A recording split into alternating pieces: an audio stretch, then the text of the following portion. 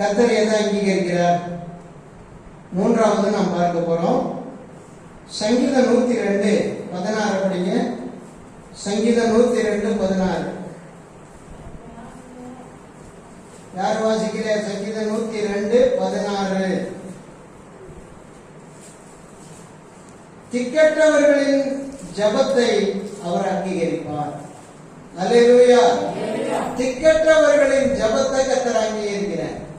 உனக்கு எந்த நிலைமையும் இல்லையா, யாரும் இல்லையா, நீ ஜெபிக்கிற, உனக்கு ஜெபிக்க கூட தெரியாது, உன்னுடைய திக்கற்ற நிலைமையை கர்த்தர் அறிந்திருக்கிறார்.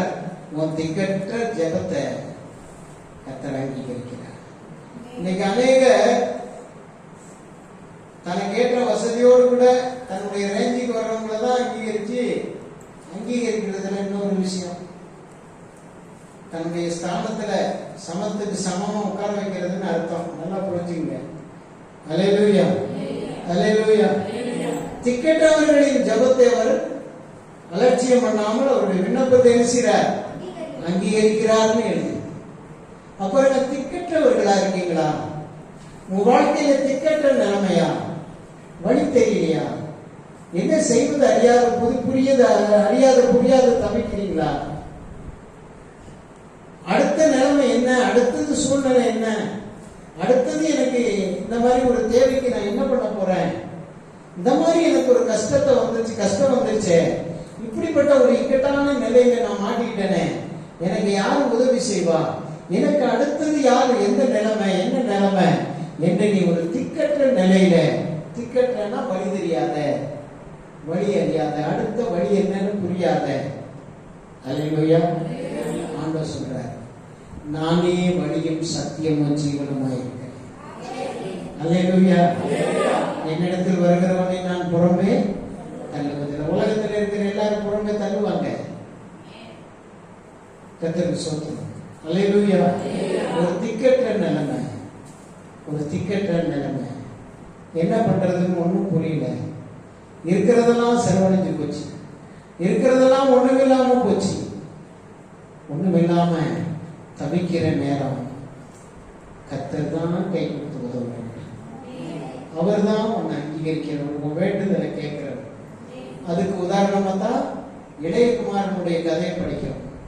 போயிட்டான், எல்லாத்தையும் எடுத்துட்டு போய் செலவு பண்ணி, ஆஸ்திகளை எல்லாம் வீணா செலவு பண்ணி அனுப்பிச்சு முடிச்சுட்டான். இந்த நாட்டுல பஞ்சம் வந்துருச்சு. பஞ்சத்திலிருந்து என்ன பண்றதுன்னு தெரியல, திக்கற்ற நிலையில இருக்கான். அப்ப உனக்கு ஒரு யோசனை வருது, பண்டித்திங்கிற தவிட்டையாவது தின்னு வைத்திருப்பிடலாம்னா அதுவும் அந்த ஆசையும் தெரியல, நிறைவேறல. உடனே அவன் சொல்றான், என்னுடைய தகப்பனுடைய வீட்டுல அநேக வேலைக்காரர்களுக்கு பூர்த்தியான சாப்பாடு. அப்படின்னா என்ன அர்த்தம்? வேலைக்காரங்களையே நல்ல ஸ்தானத்துல வச்சு எங்க அப்பா சாப்பாடு போடுறான், நானும் இங்க பசினால சாகுறேன். நான் திரும்பி போய் என் தகப்பன்கிட்ட போய் ஒரு 2 ரிக்வெஸ்ட். ஒண்ணு, உமக்கு விரோதமா பாவம் செஞ்சுட்டேன். 2வது, பரத்துக்கு விரோதமா பாவம் செஞ்சுட்டேன். நான் உன்னுடைய பிள்ளைங்கிறதுக்கு எந்த தகுதியும் இல்லை, அதனால என்னுடைய வேலைக்காரனை ஏற்றுக்கன்னு ஒரு ரிக்வெஸ்ட். நான் பரத்துக்கு விரோதமா உமக்கு விரோதமா பாவம் செஞ்சுட்டேன், ஒரு விண்ணப்பம். நான் உடைய பிள்ளைன்னு சொல்லிட்டு பார்த்தேன், நல்ல என்ன ஒரு வேலைக்காரனை வச்சுங்க, 2வது விண்ணப்பம் அப்படின்னு சொல்லி. ஏன்னா வேலைக்காரனா இருந்தா கண்டிப்பா சாப்பாடு கிடைக்கும், சாப்பாடாயினே எனக்கு கிடைச்சா போதும் அப்படிங்கிற நிலைக்கு அந்த இளையகுமாரன் மறுபடி வந்தான். ஆமென். மறுபடி வந்து அவன் தன் தகப்பனை பார்க்க வரும்போது தகப்பன் தூரத்தில் இருந்து பார்த்துட்டேன். நம்முடைய ஆண்டவர் நம்முடைய நிலையை அறிகிறவர், அங்கீகரிக்கிறதற்கு ஆயத்தமா இருக்கிறவர். நம்ம இருதயம் எப்படி இருக்குன்னா அவருக்கு நல்லா தெரியும். திக்கற்றவர்களின் ஜெபத்தை அவர் அலட்சியம் பண்ணாமல் அவர் விண்ணப்பத்தை அங்கீகரிக்கிறார்னா, இங்க வந்து கிட்ட வந்து தகப்பனிடத்துல சொல்றான், அவன் நினைச்சதெல்லாம் அங்க பாடத்தை அவங்க கத்துக்கிட்ட பாடத்தை எல்லாம் இங்க உபயோகிக்கிறான். என்னது? நான் உனக்கு விரோதமாகவும் பரத்துக்கு விரோதமாகவும் பாவம் செஞ்சேன், இப்போ உங்களுடைய பிள்ளைங்கிறதுக்கு பாத்திரனா இல்ல, என்ன ஒரு வேலைக்காரனா வச்சுக்கிறதுக்கு பாருங்க, என்ன எனக்கு சாப்பாடு கிடைக்கும் அப்படின்னு அவன் ஆரம்பிச்சான். அல்லேலூயா. அவன் விண்ணப்பத்தையும் கத்தர் கேட்டேன், தகப்பன் கேட்டேன், கேட்டு என்ன பண்ணாரு? அவனை கட்டிப்பிடிச்சு, பாப்பா ஒன்றும் பிரச்சனை இல்லை, என்ன இருந்தாலும் நீ ரத்தம் அப்படின்னு சொல்லி அவனை குளிப்பாட்டி மறுபடியும் அவனை கழுவி சுத்திகரித்து அவனுக்கு வழிகாட்டுகிறார். இதை நம்ம பார்க்கிறோம். இதை நம்ம ஆண்டவராக எடுத்துக்கொள்ள வேண்டும். நம்ம அந்த இளையகுமாரனை நாம எடுத்துக்கொள்ள வேண்டும். பாருங்க, இங்க விண்ணப்பத்தை, திக்கற்றவர்களின் ஜெபத்தை, விண்ணப்பத்தை அவர் அங்கீகரிச்சாரா இல்லையா? நம்ம வாழ்க்கையில திக்கற்ற நிலையில நாம இருக்கோமா? என்ன செய்யறதுன்னு தெரியலையா? இந்த பலவீனத்திலிருந்து எப்படி விடுபடுறதுன்னு தெரியலையா? இந்த போராட்டத்திலிருந்து எனக்கு எப்ப விடுதலை கிடைக்கும்னு தெரியலையா? இந்த கஷ்டம் என் வாழ்க்கையில எப்படி மாறணும் உனக்கு வழி தெரியலையா? தேவனிடத்துல வந்து நின்று ஜெபம் பண்ணி உன் ஜெபத்தை கர்த்தர் கேட்பார். அல்லேலூயா, அல்லேலூயா. உன் ஜெபத்துக்கு இன்னைக்கு பதில் உண்டு. உன்னுடைய திக்கு தெரியாத நிலையை, அந்த வழி தெரியாத நிலையை கர்த்தர் மாத்தி அவரே வழியா இருந்து உன்னை கூட்டிட்டு போய் எங்க சேர்க்கணுமோ சேர்ப்பார். ஆமே. அடுத்தது பாருங்க, எசேக்கியேலின் புஸ்தகம் 43ஆம் அதிகாரம் 27ஆம் வசனம் ஒருத்தர் படிங்க. எசேக்கியேல் 43:27.